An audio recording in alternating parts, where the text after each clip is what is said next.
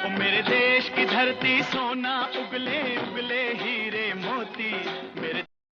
सभी किसान साथियों को राम राम, नमस्ते, सत श्री अकाल, आदाब। मैं प्रकाश सिंह मुजफ्फरपुर बिहार से बहुत बहुत स्वागत है आपका अपने चैनल कृषि परिवार में।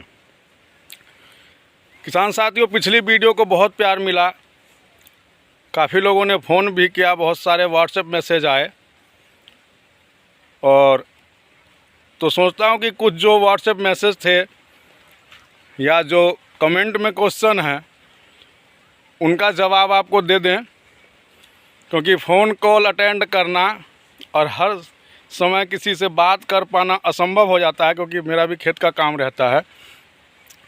तो आइए आप लोगों के जो सवाल थे, किसानों के जो मैसेज थे, उनका जवाब इस वीडियो में देंगे, जो अभी बहुत ज़रूरी है किसानों के लिए। तो आगे देखते हैं कि क्या क्या सवाल हैं, उनके जवाब मैं ज़रूर दूंगा। तो किसान साथियों, सबसे पहले एक सवाल मेरे पास आया था, उन्होंने अपना फ़ोटो भी भेजा था पौधे का, राजस्थान से किसी किसान साथी ने। उन्होंने दिखाया था कि सर मेरा पौधा 7 महीने का हो गया है और इसकी हाइट अभी 1 या 1.5 फीट थी उनकी पौधे की हाइट, ग्रोथ नहीं हुआ था उनके पौधे में। तो किसान साथियों, पौधा लगाते समय अगर हमने गलती कर रखी है तो उसका रिज़ल्ट नहीं आएगा। सबसे बड़ी बात है कि पौधा लगाते समय क्या ध्यान रखें। तो मेरे किसान साथी, पौधा लगाते समय कम से कम 2x2 का आप गड्ढा करें। उसमें कम से कम आप, अगर गोबर की सड़ी हुई खाद है तो 5 से 6 किलो गोबर की खाद, अगर बर्मी कंपोस्ट है तो 2 से 3 किलो बर्मी कंपोस्ट, साथ में आप कीटनाशक भी डाल सकते हैं, फंगिसाइड भी डाल सकते हैं, और उस गड्ढे को कम से कम 2 या 3 दिन धूप लगा दें। और उसमें जब आप पौधारोपण करेंगे तो उस पौधे की ग्रोथ भी अच्छी आएगी, बीमारी भी कम आएगी। अब किसान साथी विश्वास नहीं करेंगे आप लोग, मैं आपको जो ये पौधा दिखा रहा हूँ, जिस पर ये देखिए फूल भी है, फ्लावरिंग भी, दाने देखिए। ये पौधा किसान साथियों, विश्वास कीजिएगा, ये 22 मई का लगा हुआ पौधा है। इसमें देख सकते हैं आप इसकी हाइट, जो कि मैंने इसकी कटिंग कर दी थी ऊपर से, यहाँ से इसकी मैंने कटिंग की थी। उसके बाद ब्रांच निकले इसके। अब ये ब्रांच इसके देख सकते हैं कि ब्रांच कितने हैं। और इस पे फल की बात अगर करूं तो अगर अच्छे से फल इस पे रह गया और मैंने इसको संभाल लिया पौधे को, तो कम से कम 20 किलो फल इस पे आएगा। तो पहली बात तो रही कि पौधा ग्रोथ क्यों नहीं कर रहा है, किस तरह से पौधा लगाएं। तो पौधा लगाने से पहले पौधे की लगाने की तैयारी अच्छी होनी चाहिए। गोबर की खाद या बर्मी कंपोस्ट अच्छे से डाल के कम से कम 2x2 का गड्ढा करें, तब पौधा लगाएं।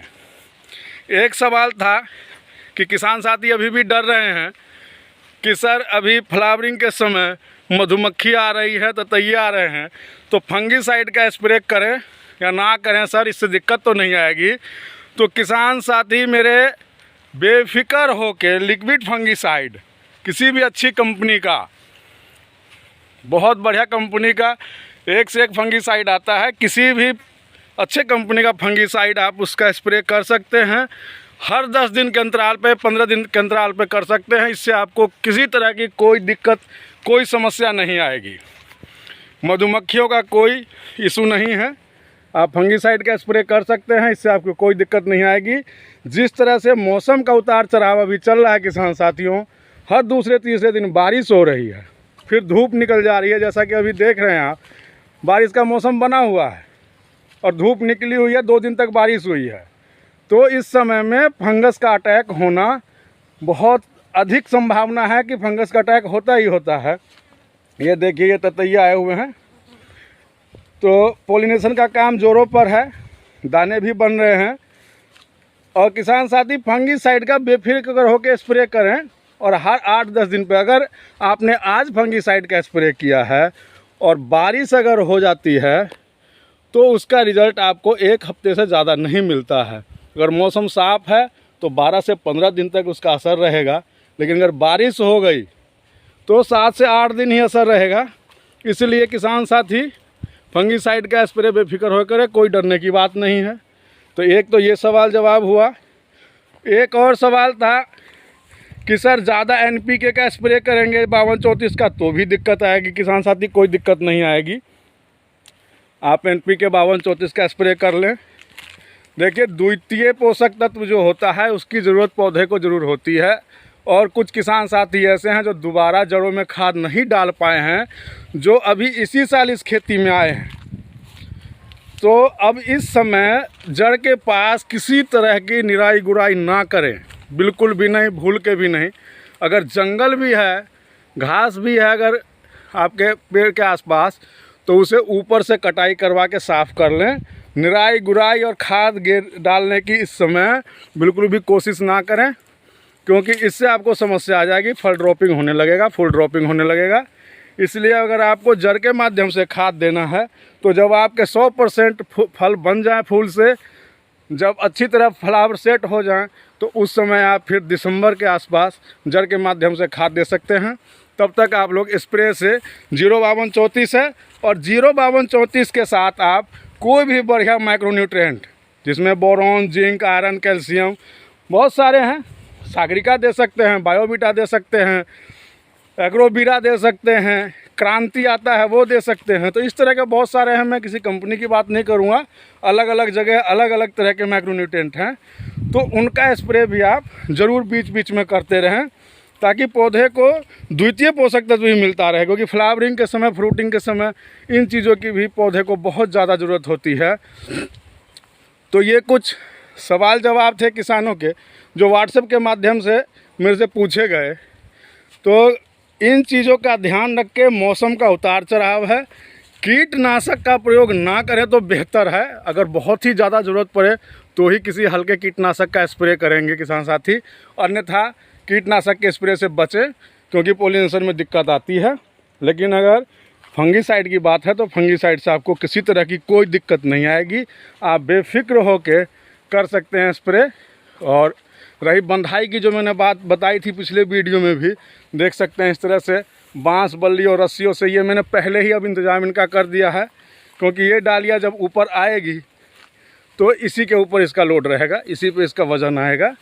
तो ये मेहनत तो करनी पड़ेगी किसान साथी, पैसा कमाना इतना आसान नहीं होता है।